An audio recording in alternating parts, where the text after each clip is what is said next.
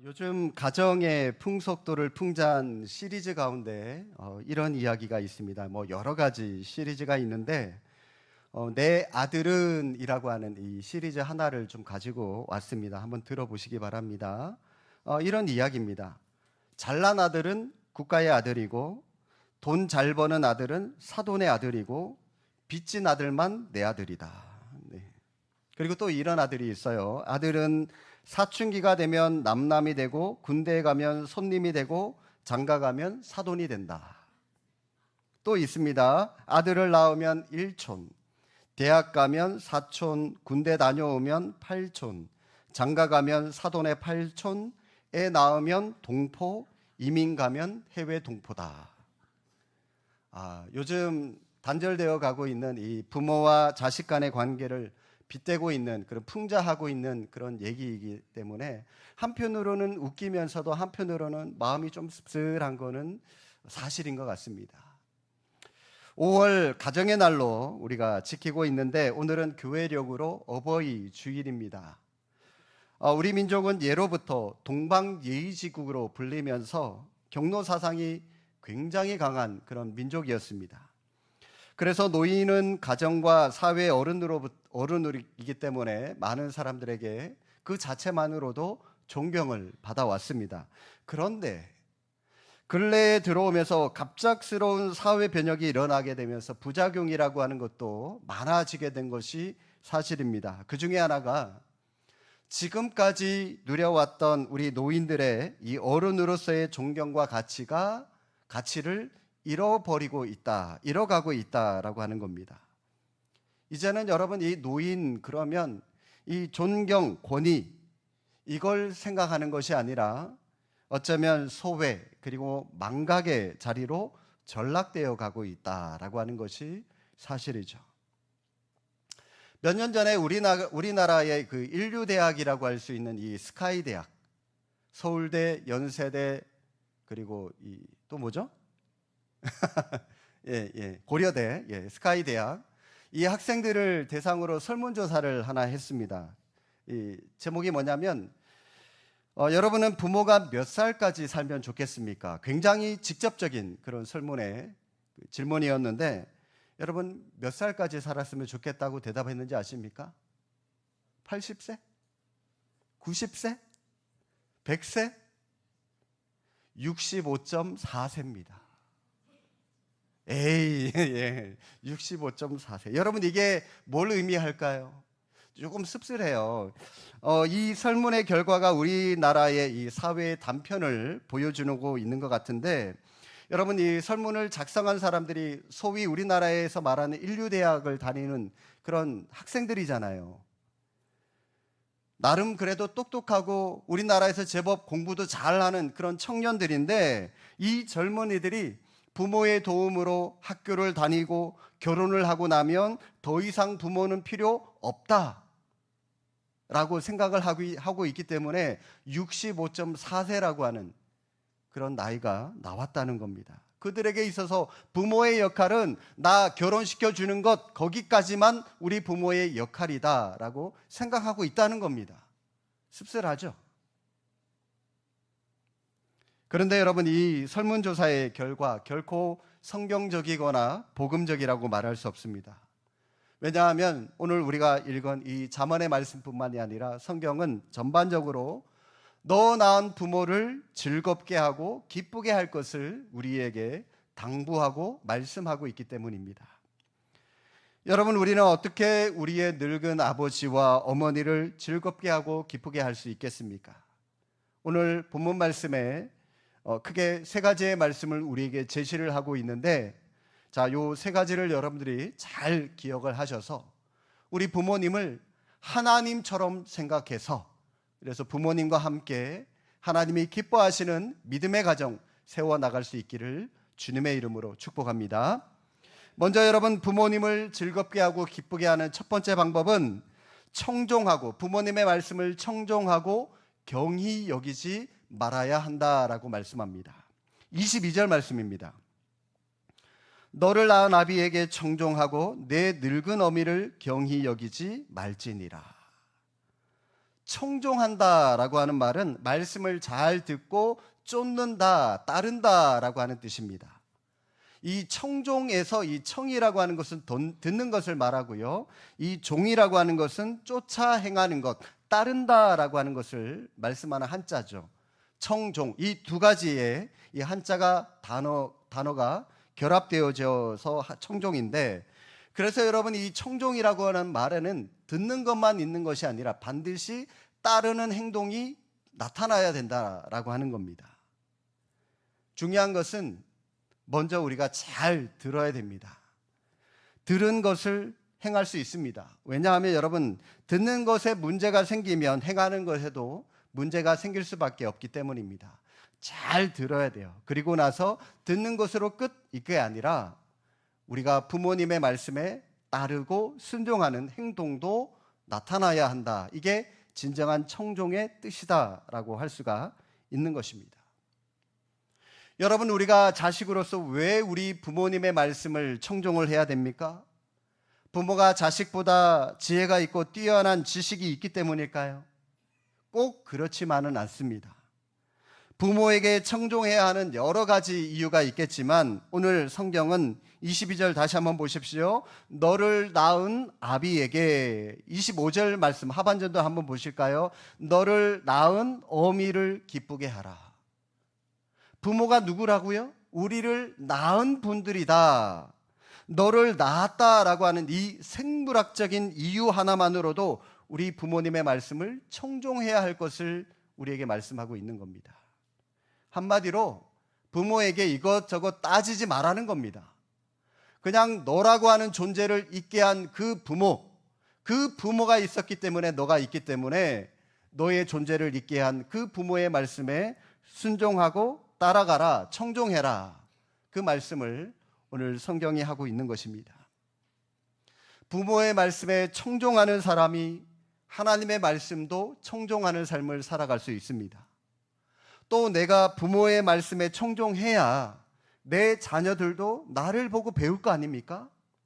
그래서 자녀들도 훗날 내가 늙은 어미 아버지가 되면 그 자녀들도 내가 내 부모에게 했듯이 자녀들도 나를 따라서 나를 청종하게 된다는 것입니다. 여러분, 이렇듯 청종이 효도이고 최고의 복이라고 할 수가 있는 것입니다. 22절 하반절에 늙은 어미를 경히 여기지 말라라고 말씀하는데, 쉽게 말해서 부모를 무시하지 말라라고 하는 말입니다. 부모님이 젊을 때는 자식들의 도움이 별로 필요하지 않습니다. 오히려 부모님들이 자식을 위해서 희생하고 헌신하시죠. 그러다가 세월이 많이 흘러서 자식의 도움이 필요할 때가 오는데, 그때는 힘이 없는 늙은 노년의 때입니다.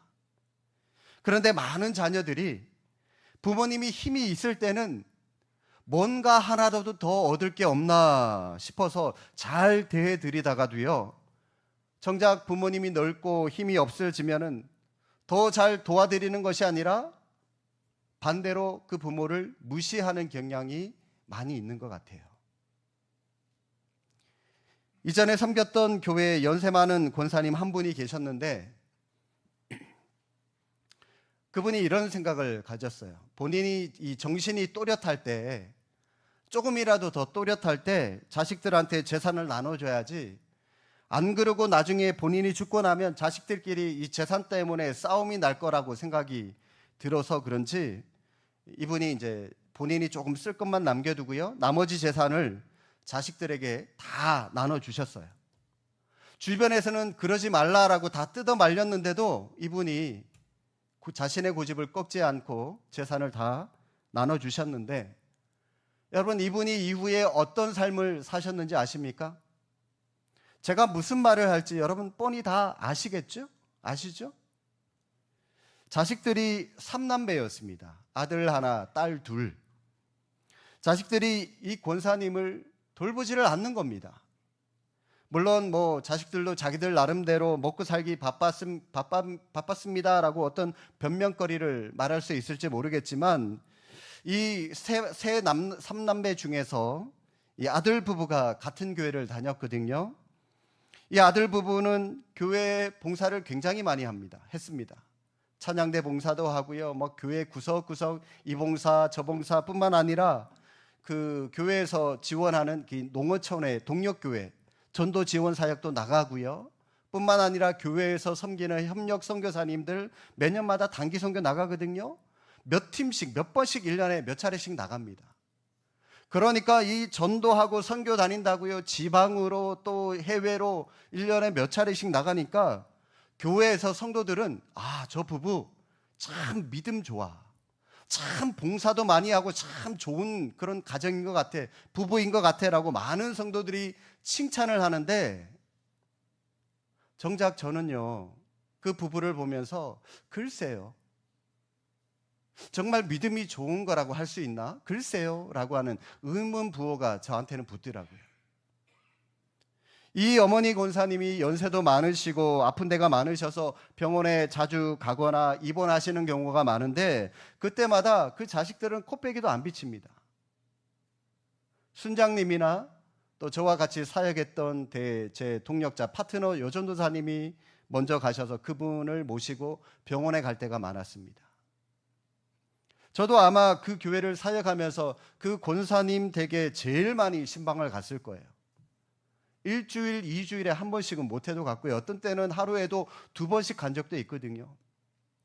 그 권사님이 성남에 사셨는데 제가 그때 서울에 사역할 때였거든요. 서울에서 성남까지 40분, 50분 막히면 1시간 반도 걸립니다.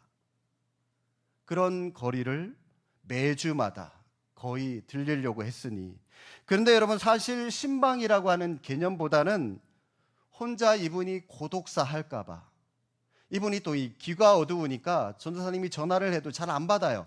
그래서 혹시 고독사 하셨을까 봐 염려가 돼서 자주 들여다 봤던 것 같기도 합니다. 어느 날 그 권사님이 저한테 이런 말씀을 하시더라고요. 목사님, 괜히 자식들한테 먼저 재산 다 나눠준 것 같아요. 후회하는 소리 들었습니다. 사도 바울이 디모데전서 5장 8절에 이런 말을 했습니다. 누구든지 자기 친족, 특히 자기 가족을 돌보지 아니하면 믿음을 배반한 자요 불신자보다 더 악한 자니라. 여기서 말하는 자기 친족은 일가 친지를 말하고요. 자기 가족은 직계 가족을 가리키는 말이죠. 그러니까 자기 부모를 돌보지 않으면 불신자보다 더 악한 자다라고 성경은 말씀하고 있습니다.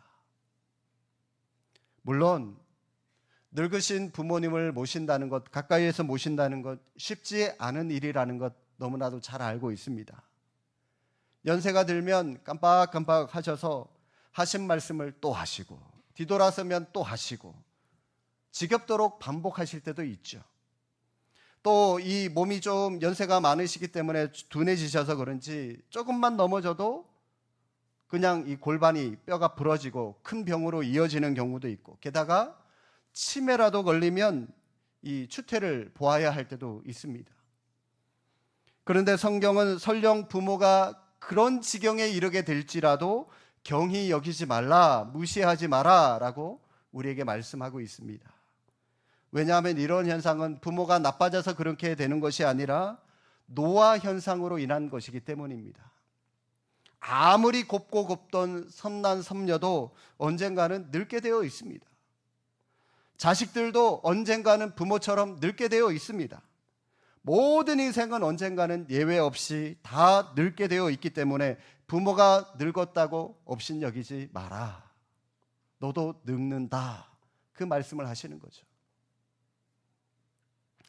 부모님을 즐겁게 하고 기쁘게 하는 방법 두 번째는 우리가 하나님의 말씀으로 인한 지혜로운 자녀가 되어야 한다라고 하는 겁니다. 23절, 24절 말씀 우리 함께 한번 읽어보시겠습니다. 진리를 사되 팔지는 말며 지혜와 훈계와 명철도 그리할지라. 의인의 아비는 크게 즐거울 것이요 지혜로운 자식을 낳은 자는 그로 말미암아 즐거울 것이니라. 여러분 이 말씀의 뜻은 이런 뜻입니다. 진리라고 하는 것은 사는 것이지 파는 것이 아니다. 그러니까 이 진리라고 하는 것을 잘 되새기고 보존해라. 그리고 지혜와 훈계와 명철이라고 하는 것도 그렇게 해라. 그런데 그 중에 지혜가 제일이다. 자녀도 지혜로워야 된다. 그래야 진정한 효도를 할 수 있다. 그러므로 의인을 자식으로 둔 부모는 크게 즐거울 것이고 지혜로운 자녀를 둔 부모도 즐거울 것이다. 그러면 여러분, 어떤 자녀가 지혜로운 자녀일까요? 예전에 제가 이 젊은 엄마들을 모시고 이 앞에 모셔놓고 이제 자녀 교육에 대해서 강의를 한 적이 있어서 그 엄마들에게 한번 물어봤어요. 어떤 자녀가 지혜로운 자녀입니까? 그랬더니 젊은 엄마 한 엄마가 공부 잘하는 아들을 둔 엄마요, 그러더라고요. 예, 물론 공부 중요하죠. 공부 잘하는 부모, 이 자녀를 둔 부모, 자녀가 인류대학 간 부모, 어깨가 으슥으슥하죠, 그죠? 자랑스럽잖아요. 그런데 여러분, 본문이 성경이 말씀하는 지혜는 이 공부만이 전부가 아닙니다. 물론 이 공부라고 하는 것, 이 지식이라고 하는 것도 지혜의 일부이긴 합니다만은 성경이 말씀하는 지혜는 그런 좁은 의미에서의 지식만을 말씀하는 것이 아닙니다. 성경이 말씀하는 지혜는 가장 지혜의 본질은 뭐니 해도 하나님을 경외하는 것을 말씀하는 겁니다. 그렇기 때문에 여러분, 자식된 도리로서 내 부모가 하나님을 믿는다면 그 자식은 부모의 믿음을 따라서 하나님을 잘 경외하고 하나님을 예배하는 삶을 살아가는 그런 자녀가 부모에게 지혜로운 자녀다라고 할 수가 있는 것입니다. 또 남의 말을 잘 들어주는 것도 지혜입니다. 솔로몬이 왕이 되고 나서 하나님께 백성들을 잘 재판할 수 있는 지혜, 듣는 마음을 달라고 간구하지 않았습니까? 그래서 여러분, 진짜 지혜로운 자녀는 하나님의 말씀도 듣고 아버지, 엄마, 이 부모의 말씀도 듣고 그 부모의 말씀을 명심하면서 살아가는 자녀가 지혜로운 자녀다라고 할 수가 있는 것입니다. 그리고 판단 능력과 문제를 해결하는 능력을 키우는 것, 이것이 또 지혜입니다. 부모는 끊임없이 자녀를 위해서 기도합니다. 자녀에게 어려운 일이 생기지 않도록 새벽으로 금요 기도회로 예배 때마다 그 자식을 위해서 눈물로 기도하고 하나님 앞에 간구합니다. 그런데요, 그 기도처럼 어려움이 생기지 않을까요? 자식들에게. 그래도요, 자녀에게 뜻하지 않은 어떤 위기나 문제가 생길 수가 있어요. 그럴 때 지혜로운 자녀는 하나님의 말씀대로 또 하나님이 주시는 지혜대로 잘 판단하고 문제를 잘 해결해서 부모의 마음에 걱정을 안 끼치는 자녀가 있는가 하면, 그런데 어리석은 자녀는 별 문제도 아닌데 지혜가 부족하니까, 하나님을 모르니까 판단이나 결정을 잘못해서 문제를 더 크게 만들어서 부모의 속만 썩이는 그런 어리석은 자녀들도 있습니다. 그렇기 때문에 하나님이 주시는 하나님의 지혜로 어려움을 잘 이겨내는 지혜로운 자녀들이 되어야 부모님이 편안한 마음으로 하늘의 평강 안에서 잘 살아가실 수가 있는 것입니다. 믿음의 부모는 자녀가 세상에서 권세와 많은 재물을 소유하기보다 자녀가 참된 지혜를 소유함으로 하나님을 경외하는 삶을 살아가기를 원합니다. 그런데 우리 가운데 믿는 부모들 가운데서도 자식들이 공부가 더 중요하고 사업을 키우는 것이 더 중요하다고 생각하고 정작 하나님을 경외하는 신앙생활하는 것을 소홀히 여기는 것에 대해서 별로 관심을 갖지 않는 분들이 많은 것 같은데, 하지만 하나님을 믿는 참된 성도라면 자녀가 참된 지혜를 알고 하나님을 경외하는 것에 우리 부모들은 더 큰 보람을 느끼고 기쁨을 누리면서 살아가야 한다라고 하는 겁니다. 믿음의 자녀는 부모에게 기쁨이 됩니다. 그러나 불신앙의 자녀는 부모에게 눈물과 한숨이 될 것입니다. 그래서 진리 안에서 살아가는 자녀가 진짜 부모를 즐겁게 하며 기쁘게 하는 삶을 살아갈 수가 있는 것입니다. 우리 부모를 즐겁게 하고 기쁘게 하는 방법, 세 번째는 부모님이 살아온 인생길을 보고 그대로 그 삶을 인정하고 즐거워해야 한다라고 하는 겁니다. 여러분, 26절 말씀인데요, 여러분 아마 오늘 말씀 가운데 가장 중요한 말씀이지 않을까 생각이 드는데, 아마 볼펜이나 형광펜이 있으면 26절 말씀을 여러분들이 좀 진하게 체크를 해 두시고 함께 읽었으면 좋겠습니다. 읽겠습니다. 내 아들아, 내 마음을 내게 주며 내 눈으로 내 길을 즐거워할지어다. 두 가지가 나옵니다. 하나는 너의 마음을 내게 달라.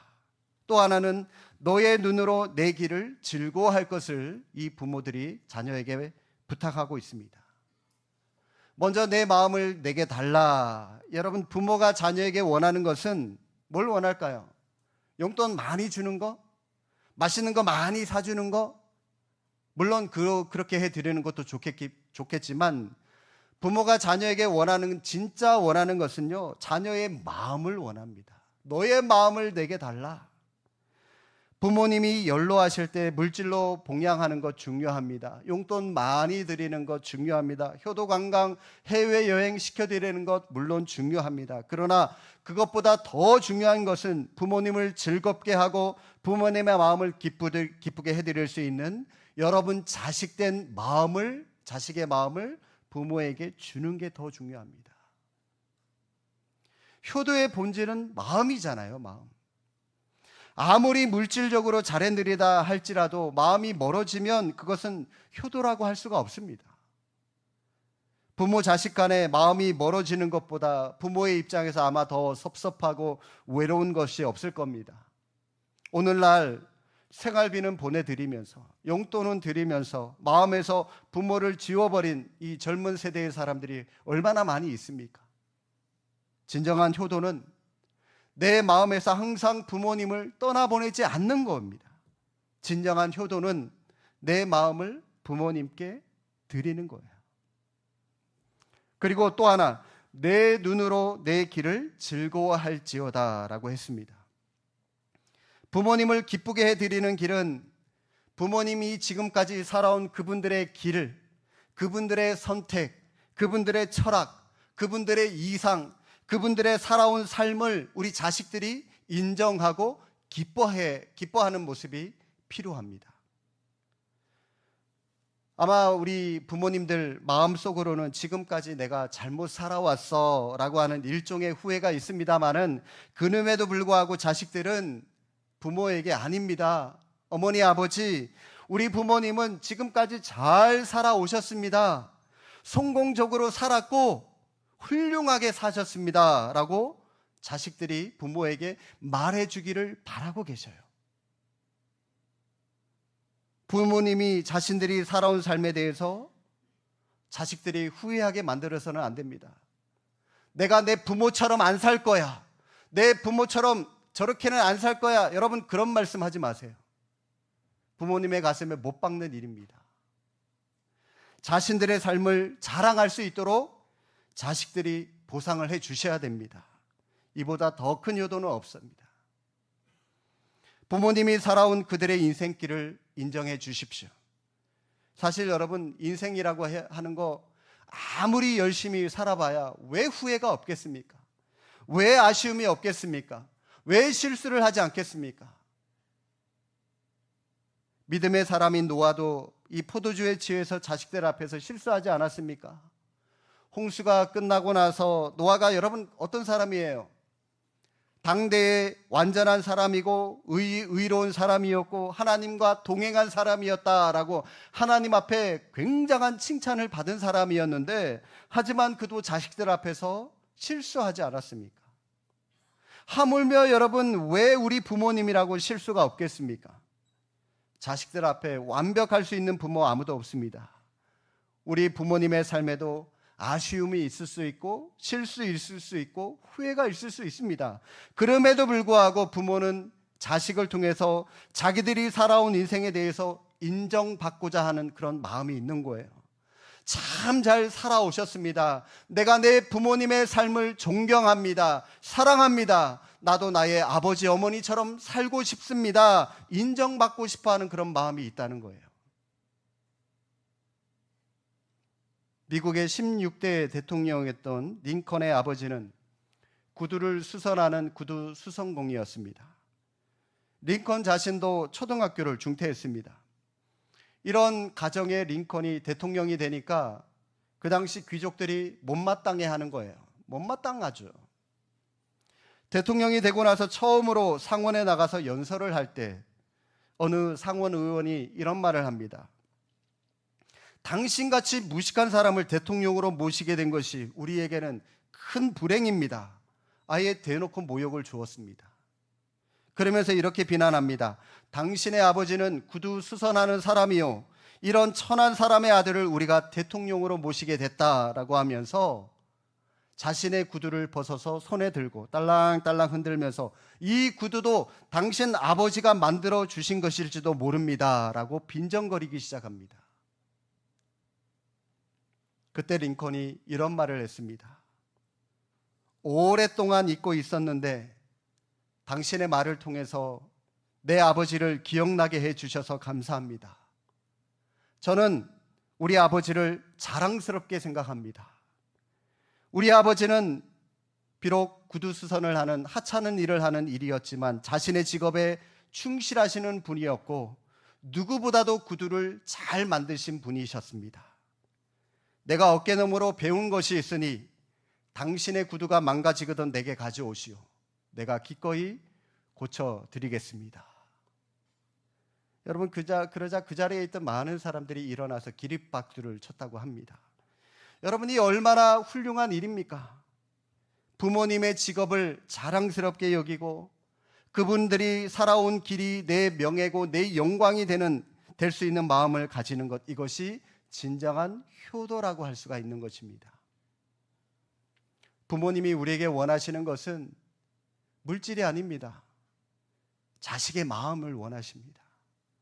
부모님이 살아오신 길을 즐거워하는 마음을 원하시는 겁니다. 그리고 그 길을 너희들도 즐거워하고 너희들도 그 길을 나와 같이 가주면 좋겠다라고 하는 것입니다. 이것이 진짜 효도죠.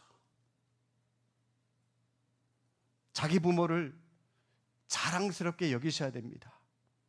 죄를 짓거나 남의 눈에 피눈물 나게 만드는 그런 일이 아닌 이상 부모님의 직업, 부모님의 선택, 부모님이 살아온 그들의 삶에 대해서 아버지, 어머니 잘 하셨습니다. 훌륭하십니다. 그 하시던 일을 나는 존경합니다.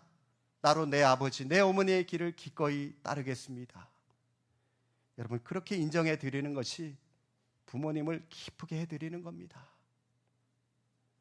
사랑하는 성도 여러분, 이 세상에 늙었다는 사실 하나만으로 즐겁고 기쁜 일이 많은데도요, 그걸 잊어버리고 사는 부모님들이 많은 것 같아요. 저희 부모님도 그래요. 좀 사진 좀 찍고 어디 좀 좋은 이 풍경, 배경 있는 곳에 가서 아버지, 어머니 사진 좀 찍어요. 그러면 에이, 다 늙었는데 왜 찍으려 그래. 딱 도망가시고 그러시려고 하시는데 그러지 마세요. 같이 찍어주세요. 그것도 추억이고 그것도 여러분 기념이고 좋은 추억이지 않습니까? 좋은 일이지 않습니까? 백발은 하얀 머리는 우리 자식들의 영광이라고 그랬습니다. 여러분, 부끄러운 거 아니에요. 자랑입니다. 자녀는 부모가 늙었다고 부모님의 말씀을 청종하지 않고 경히 여기고 하나님을 경외하는 지혜로운 자녀가 되지 못할 때 부모의 눈에는 눈물을 흘릴 수밖에 없고 근심거리가 될 수밖에 없습니다. 그러므로 하나님을 믿는 자식된 그리스도인인 우리는 세상 풍조에 떠밀려 가지 않고 축복이 약속된 하나님의 말씀대로 부모를 즐겁게 하고 기쁘게 하는 삶을 살아갈 수 있기를 바랍니다. 그것이 어버이 주일을 맞이하는 자식된 우리의 도리입니다. 부모님을 하나님처럼 여기고 사랑함으로, 그래서 우리 부모님과 여러분의 자녀와 함께 하나님이 기뻐하시는 믿음의 가정 세워나갈 수 있기를 주님의 이름으로 축복합니다. 기도하겠습니다.